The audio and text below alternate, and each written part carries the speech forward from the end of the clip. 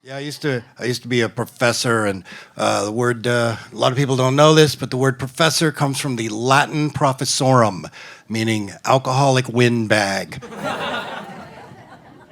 I like most of my students, but once in a while, one would just make demands on me. Like a student comes up to me, he's got a Che Guevara T-shirt and a beret, and he's like, "You need to focus more on issues of gentrification, precarity, intersectionality, and non-binary identities so students can intervene in the contesting social discourses, principally those of race, class, gender, instead of focusing like you do on art with all its reified bourgeois ideologies." I said, "Dude, this is gym class. Take off your beret, you're in the pool."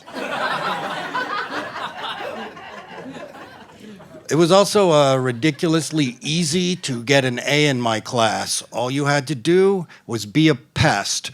I would routinely inflate the grades of difficult students so they wouldn't come to my office later and argue with me about their paper grade. Yeah, a student comes up after class. Professor Blomeyer, I want to talk about my paper because you said you weren't convinced by the thesis yet. So, okay, you can come to my office. Okay, because then you said the third paragraph didn't follow from the second paragraph, but it has this transition. It's really subtle. I don't just come to my office. Come to. Okay, well, then you said you didn't like the evidence, but I was talking to my brother. It's an A. It's an A. See how easy it is? Yeah, I did quit teaching.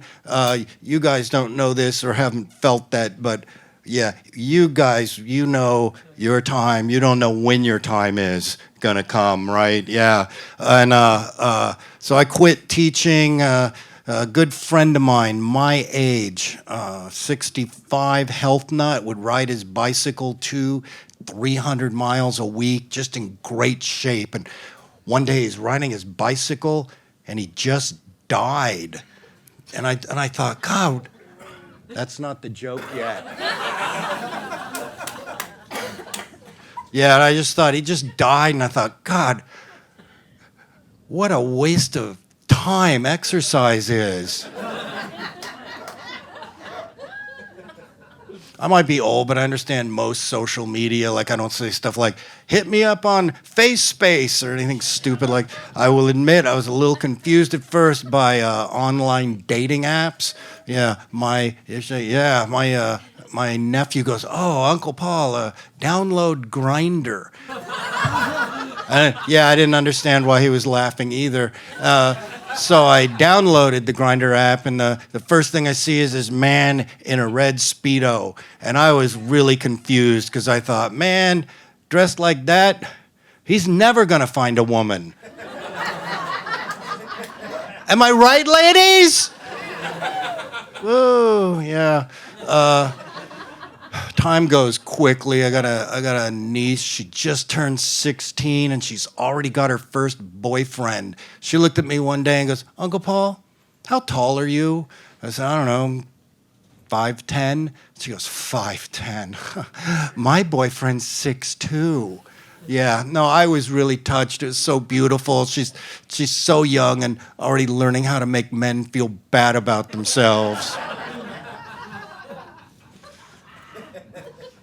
You guys are a nice audience. I'm just going to ask you a little quick question. Anybody here on a date, but you're suddenly much more interested in someone at another table? Yeah, you know, when you're a professor, you're supposed to inspire your students, supposed to go, follow your dreams. I do think there's a time and place for everything. I didn't want to hear that one of my students had dropped out of college to become a stand-up comedian. No, I wanted them to wait until they're in their mid-60s when their comedy will be fueled by a desperate need to prove you're not living a coward's life, to